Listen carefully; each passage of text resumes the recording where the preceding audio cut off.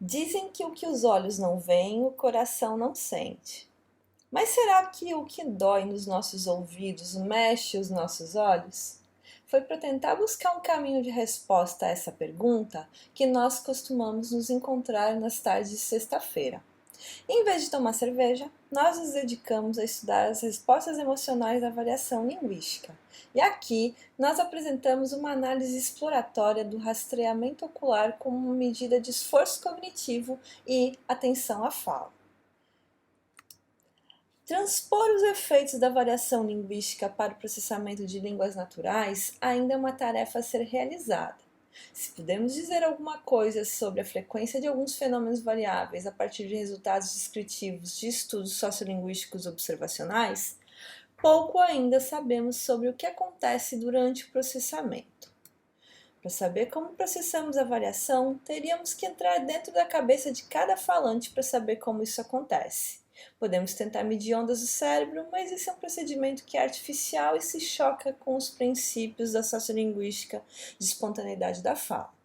Por isso, e também porque não temos tecnologia no nosso laboratório para fazer isso ainda, tentamos nos valer das pistas indiretas de como isso acontece, medindo, por exemplo, respostas emocionais e esforço de processamento.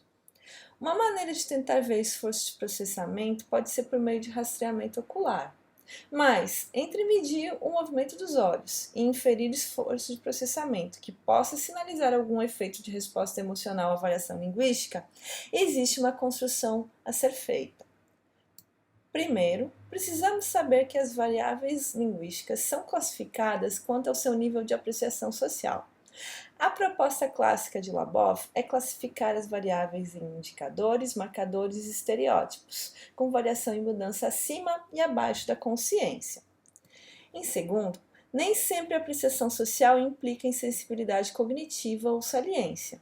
Por isso, para testar nossa hipótese de que o que dói nos ouvidos pode mover os olhos, tivemos que escolher fenômenos variáveis em que a apreciação social e a saliência andassem pareados, em uma situação de maior sensibilidade e outra de menor sensibilidade. O fenômeno que escolhemos foi o do processo de palatalização em Sergipe, um contexto onde duas regras para palatalização estão em mudança. A variante palatal do processo de palatalização regressiva, como em tia e dia versus tia e dia, é um marcador dialetal do português que está em processo de implementação em Sergipe, liderado por pessoas com maior escolarização, gênero feminino, mais jovens e da capital. Já a variante palatal da palatalização progressiva, como em ocho, pecho, mútil, leite, em vez de oito, peito, muito e leite, é um fenômeno restrito a certas regiões do Brasil, especialmente da região Nordeste e interior, que, em Sergipe, está em processo de decréscimo. A variante palatal ainda é conservada na fala de pessoas mais velhas, menos escolarizadas, do interior e do gênero masculino. Em um estudo para medir o efeito da exposição a uma variante e a mudança de opinião quanto ao julgamento dessa variante, em um construto conhecido como monitor sociolinguístico, essas duas variantes foram testadas na comunidade sergipana. E os resultados mostram que a diferença de frequências da variante palatal, da palatalização regressiva, não interfere no julgamento. Já uma única ocorrência da variante palatal na palatalização progressiva muda substancialmente o julgamento. Durante esse mesmo estudo, nós coletamos também uma amostra com 18 participantes que, enquanto atribuíam a nota de julgamento ao conjunto de tarefas do monitor sociolinguístico, tiveram também seus movimentos oculares registrados. Esses participantes, enquanto ouviam o áudio para ser julgado, também visualizavam o texto escrito, de modo que poderiam acompanhar a leitura. E essa instrução fazia sentido na condição experimental construída, que era avaliar o profissionalismo de uma estudante de jornalismo candidata a uma vaga para um programa de rádio sobre bem-estar e saúde. Essa é uma tentativa de combinar um paradigma auditivo com um paradigma do mundo visual. Na época da coleta de dados, nós não sabíamos como analisá-los. Agora, apresentamos uma exploração desses dados de rastreio coletados.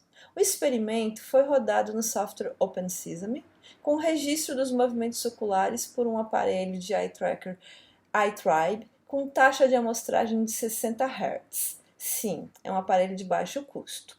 Os dados brutos foram analisados pelo script pGaze para computar fixações e sacadas dentro das áreas de interesse. As medidas foram o número e a duração de fixações, o número e a duração das entradas nas áreas de interesse e a latência da primeira fixação e da primeira entrada. As áreas de interesse foram regiões retangulares no entorno das palavras-alvo da palatalização progressiva, o fenômeno mais saliente e que desencadeou reações nos participantes expostos às diferentes frequências. O rastreador também registrou o tamanho das pupilas dos participantes em séries temporais, em que se observa a variação no tamanho da pupila à medida que eles escutavam cada um dos textos. Depois do processamento dos valores Eulers e da normalização das diferenças individuais, os registros foram centralizados em torno do momento em que os participantes escutaram a palavra-alvo, e foi estimada a linha de regressão por modelos aditivos generalizados. E o que encontramos? Primeiro, apesar de ser um rastreador de baixo custo, os resultados da calibração mostram que os registros estavam dentro da margem de erro.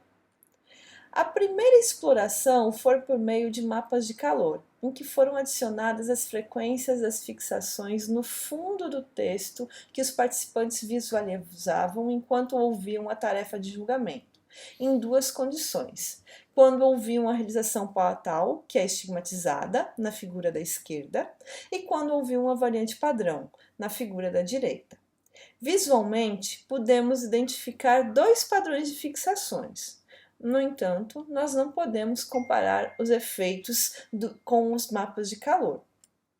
Com a delimitação das áreas de interesse, conseguimos comparar o comportamento de cada palavra-alvo nos ensaios a partir da frequência de entradas, na figura A, acima, e a duração das fixações, na figura B, abaixo. A palavra-alvo muitos, nas duas medidas e nas duas condições, foi a que mais chamou a atenção dos participantes, mas, mesmo assim, as diferenças entre as medidas foi estatisticamente significativa. O mesmo que aconteceu nas outras palavras-alvo, como cuidado, 8, muitos e respeito. Para a análise da pupilometria, selecionamos as duas palavras-alvo com maior diferença nas médias quanto à duração e entradas, e que estavam visualmente presentes no mapa de calor, muitos e 8. Os resultados da variação após 400 milissegundos de terem escutado a palavra-alvo, tanto em A à esquerda como em B à direita, mostram um aumento de variações na dilatação da pupila, o que sugere uma resposta emocional. Então, será que dá para dizer que o que dói o ouvido mexe os olhos? Nossa análise exploratória dos registros de rastreio ocular mostrou que a exposição da realização à variante palatal da palatalização progressiva, como em ótio, muito, respeito, cuidado, interfere na duração das fixações e aumentou a dilatação da pupila, o que pode ser interpretado como uma evidência de uma resposta emocional. Na situação experimental analisada, o que de fato observamos foi como uma forma linguística que é inesperada em um contexto é recebida pelos falantes, como a realização palatal em um contexto de palatalização progressiva por uma universitária candidata a locutora de um programa de rádio. Durante a coleta de dados, comentários informais dos participantes destacavam o juízo de valor atribuído à locutora dos áudios, do tipo: falando desse jeito, não pode ser locutora de rádio. Sim, nós sabemos os problemas. Os dados que usamos nessa análise exploratória não foram obtidos em uma coleta planejada para rastreamento desde o início. Nós sabemos também que a posição da palavra no texto pode influenciar a demanda de atenção no texto escrito e a disposição das palavras-alvo não considerou esse aspecto. Mas, ainda assim, esse estudo exploratório reforça a potencialidade do uso do rastreamento ocular para estabelecer parâmetros para a identificação das variáveis socialmente salientes, em especial com um rastreador de baixo custo, em especial em uma situação de reusos de dados durante uma pandemia, em especial em um momento de crise de financiamento na ciência, em que precisamos ser criativos e inventivos para continuar existindo enquanto cientistas. Vamos em frente!